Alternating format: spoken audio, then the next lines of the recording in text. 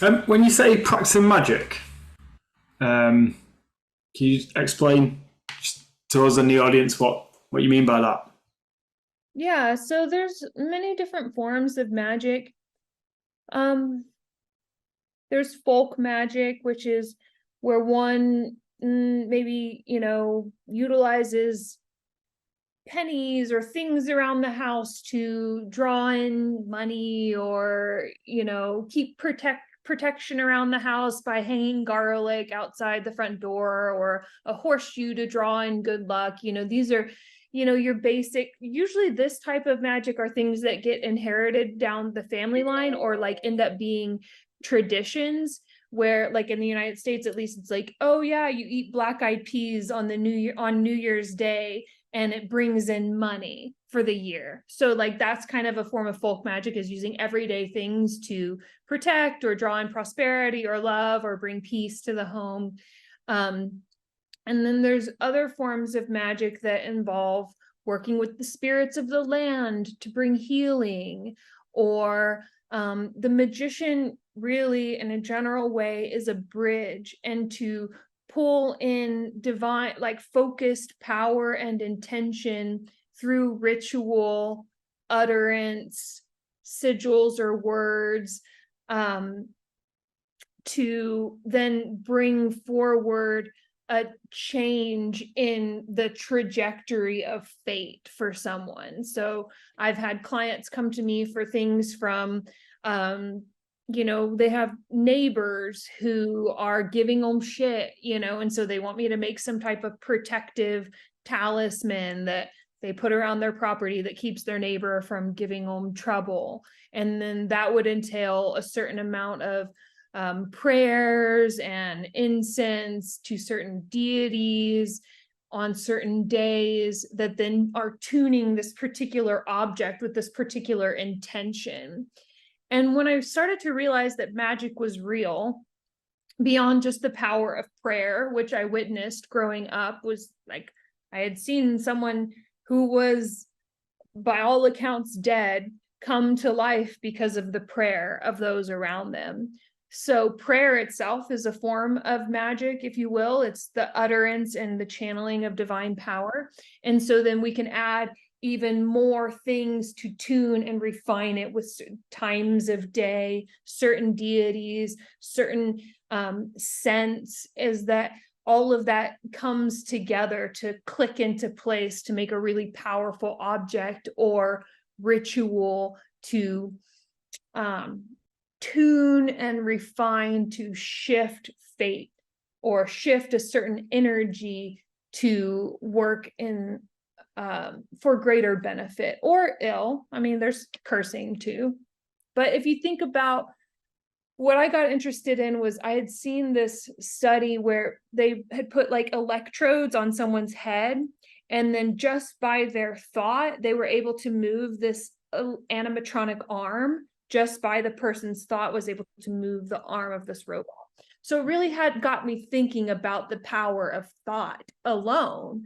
And then in scripture, it says, the word created the world. So then how do our words then bring forth creation? And so this is like a very rudimentary version of creation and magic, or thinking about how can you change the dynamic of a room just based on the energy that you bring to it. If you come in and you're positive and complimentary, it's gonna feel different than if you come in and you're slouched over and you're like, fuck that motherfucker piece of shit. It has a different kind of, and that's just one version of like how we can change energy to create a certain dynamic or influence in the world.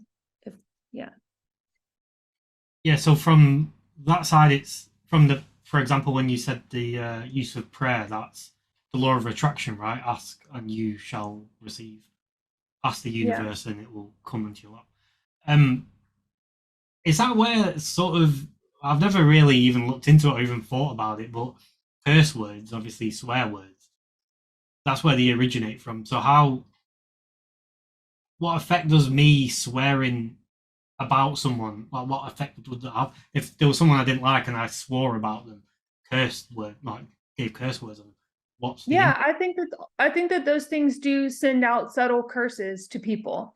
But here's the thing is that because we're all connected, is that as you do unto your brother, so you do unto yourself. And so, cursing or slandering or gossiping about someone else, it's going to have an effect on you because we're all connected. And so that's just something to take into account, being very mindful of what one says. And just the other day I said that I was like, fuck that dude, like fuck him for real, but progress, not perfection, but I become more aware of it. And, it's an ongoing learning process of becoming a better person. Yeah, that's definitely something though, is the fact that the same thing with myself is the fact that I'm identifying it shows I'm already a million miles ahead of where I was not too long ago. A lot of what you mentioned when you was sort of describing magic, me and Cam, we were half Indian and our grandparents were Hindu. So a lot of what you were saying sort of reminded me of some of the stuff my grandma used to do with Hindu rituals. We call them pujas. For example, there's these black not wristbands, piece of string that we wear to ward off evil eye. So it seems like these techniques are, well, Hinduism is obviously an ancient religion. So it seems like these techniques are quite ancient. Where do you ever think about where society sort of branched away from these techniques and why? I think Christianity has a lot to do with it. And I actually don't, let me give a caveat, is I actually don't disparage Christianity completely. Like I said, I tried to be religious a few times. I actually still utilize the Bible in a lot of my workings. I utilize the Psalms because these are ancient sound texts to work with that are very helpful. But I do think that the dominance of Christianity in Western societies cutting out a lot of the pagan religions and the witchcraft and the magic. And so particularly in the West, we are all like still cobbling together a system of magic that works. Whereas if you go to somewhere like Thailand, at least that they have, their magicians are called Ajarns. And so these are very powerful magicians who it's an unbroken tradition. And so they know how to do it. It gets passed down, it's in their DNA, and they work with, if they're called to do it based on their astrology or their soul's journey, but that it's not a lost tradition in Thailand, but in the West, because of the dominance of Christianity, where they'll put certain deities to sleep, or they'll cut out the knowledge, or kill the witches, kill the people who have the knowledge,